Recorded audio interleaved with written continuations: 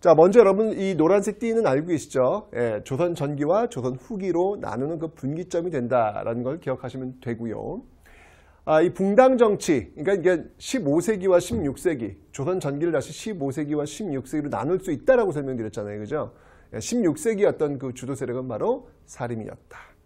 자, 그 사림들이 이제 권력을 장악하면서 워낙 이 숫자가 많아요. 숫자가 많다 보니까 자리가 또 부족하면서 서로 자리에 차지하기 위해서 이렇게 서로 이렇게 무리지어 있는 모습들, 그래서 붕당이 형성된다라고 설명을 드렸습니다. 그죠?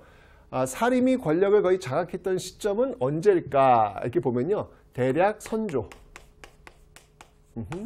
예, 선조 시기부터 이제 이런 그 붕당 정치가 형성되고 있다라고 보시면 되겠습니다.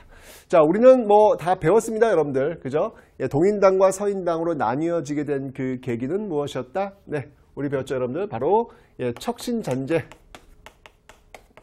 척신잔재의 청산. 네, 그 앞에 있었던 윤원형, 뭐 윤씨, 대윤과 소윤 간의 어떤 그런 척신 세력들의 어떤 그런 과정 속에서 나온 사화, 이들을 어떻게 처리할 것이냐, 일단 척신잔재. 동인 쪽은 굉장히 어떤 강경파고요, 서인 쪽은 온건파, 그 척신잔재에 대한 어떤 그런 처리에 있어서 입장을 주고 있었다. 자, 그 다음에 여러분들 뭐 김용원과 심의겸 알고 있죠, 여러분들? 네, 바로 이조전랑, 이조전랑 인사권을 쥐고 있으니까 이 이조전랑을 누가 차지하느냐에 의해 가지고 이제 결국 동인당과 서인당으로 나뉘게 된다라고 설명드렸습니다. 여기까지 배웠죠, 여러분들? 자, 그런데 이 동인당이 다시 또 북인당과 남인당으로 나뉘게 돼요. 자, 그 계기가 무엇이냐? 거기에 이제 계기를 주었던 인물들이 있어요. 그 인물들이 누구냐면 바로 예, 정여립이라는 인물과 정철이라는 인물입니다. 아이, 진짜 이게 정말 이게 무섭습니다. 네. 정철, 예. 기축옥사라고 하는 단어를 하나 일단 좀 기억을 좀 해놓으세요. 설명드릴게요. 자, 이 정여립이라고 하는 인물은요, 원래는 서인 쪽이었어요. 그러다가 당을 옮겨요. 그러니까 붕당에서 자신의 당을 내려놓고 다른 당으로 간 거예요. 동인당으로 간 거예요. 그러니까 이 서인당 쪽에서 이 정여립을 바라보는 시선이 좋을까 안 좋을까? 어찌 본다면 서인 쪽에서는 배신자잖아요. 그죠? 안 좋겠지. 뭔가 건수를 노리고 있었을 것 같아. 그런데 이 정여립이 자신의 어떤 그 고향으로 가가지고 아마도 그 마을 사람들을 모아놓고 무술 연습을 한 것 같아요. 심신을 수행하기 위한 무술 연습. 뭐 이런 거 했던 것 같아요. 그런데 이게 역모로 걸립니다. 이 정치라는 게 참 그래요, 여러분들. 뭔가 어떤 꼬투리 하나 잡으면 그걸 갖고 그냥 물고 늘어지면서 끝장을 보려는 어떤 그런 모습들이 있잖아요. 이건 이 당시에도 있었다라는 겁니다. 그러니까 서인이 옳았구나, 건수 잡은 거예요. 그래서 바로 이 배신자라고 생각했던 이 정여립이 그 무술훈련을 하고 있으니까 이거야말로 바로 역모를 꿈꾸고 있는 것이다 라고 하면서 공격을 해야 되는 겁니다. 자, 이러면서 이 정여립과 이 동인들을 몰아붙이는데 앞장섰던 인물이 누구냐면 바로 정철이라는 인물이에요. 정철 여러분들 문학 시간에 배우셨죠? 송미인곡, 뭐 삼미인곡, 관동별곡. 그 정철, 그 문학 그 정철이 이정철이냐고요? 네, 이정철이에요. 맞아요. 똑같은 사람이에요. 근데 이 국어 쪽, 문학 쪽에서는 정철은 정말 이 어떤 이 문학의 어떤 그 거두, 대단하다. 뭐 이런 어떤 느낌이잖아요. 그죠? 너무 아름답게 글을 잘 쓰니까 관동별곡 같은 잘 쓰잖아요. 그런데 역사 쪽에서 정철은요, 정말 이 손에 피를 철철 묻혔던 그런 겁니다. 여러분들 이 기초국사가 어떤 거냐면 그 앞에 있었던 여러분 사대 사화 있죠. 무갑기열. 그 4대 사화 때 죽어나갔던 선비들 보다 4대 사화 다 합친 숫자보다 바로 이 기초국사를 통해서 제거했던 정철이 죽였던 사람들이 더 많아요. 와, 비정하죠, 여러분들 정치란. 그래서 이 정철 기초국사 요거 이제 기억해 주세요. 그러면서 이제 동인제 물러나게 되는 것이죠. 이 동인들을 그러면 어떻게, 그러니까 이 동인제 공격을 받았단 말이에요. 그러면서 이 정철이, 그러니까 이 서인이죠, 서인이 써드릴게요. 여기 서인입니다. 정철은 이 서인이 결국은 권력을 장악하게 되는 겁니다. 그런데 자, 이렇게 서인이 권력을 장악하는 과정 속에서 선조가 좀 독특한 분이잖아요, 이분이. 그러니까 어떤 그 자기 우월감이라고 할까? 예. 자기보다 좀 인기가 좋고 좀 이렇게 존경받을 싫어하잖아요. 이순신 장군이 그것 때문에 굉장히 좀 이렇게 많이 화를 입으신 거 아닙니까? 선조가 그런 임금이잖아요.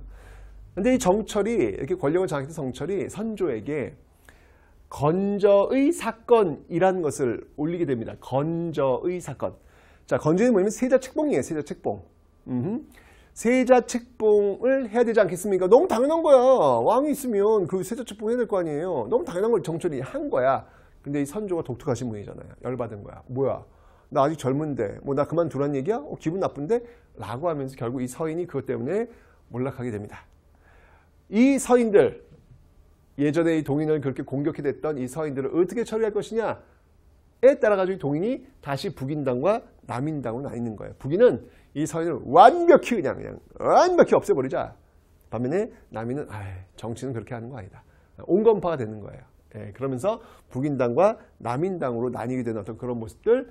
하지만 이제 이 전쟁이 터지면서 이 북인 쪽이 광해군 쪽과 연결이 돼요. 예, 굉장히 강성한 어떤 그런 입장들이었거든요. 그래서 광해군 쪽으로 연결이 되고 있더라라고 하는 거. 자, 이 과정 속에서 이 광해군이 펼쳤던 외교 정책 뭐가 있냐면 중립외교. 이건 제가 다음 시간에 외교 파트에 다시 한번 설명을 드릴 거예요. 그러니까 명나라와 후금 사이에서 중립을 지켜야 된다라는 중립외교를 펼쳤던 인물이 바로 광해군이고요. 그리고 공납의 폐단, 박납의 폐단 이걸 시정하기 위해서 특산물 내는 거 이거를 쌀로 내도록 하는 대동법이라는 걸 시작해요. 탁월합니다. 예, 이런 어떤 그 외교라든지 그다음에 경제라든지 이런 정책들이야말로 이 광해군 시대를 빛나게 해주는 그런 어떤 모습들이다라고 볼 수 있어요.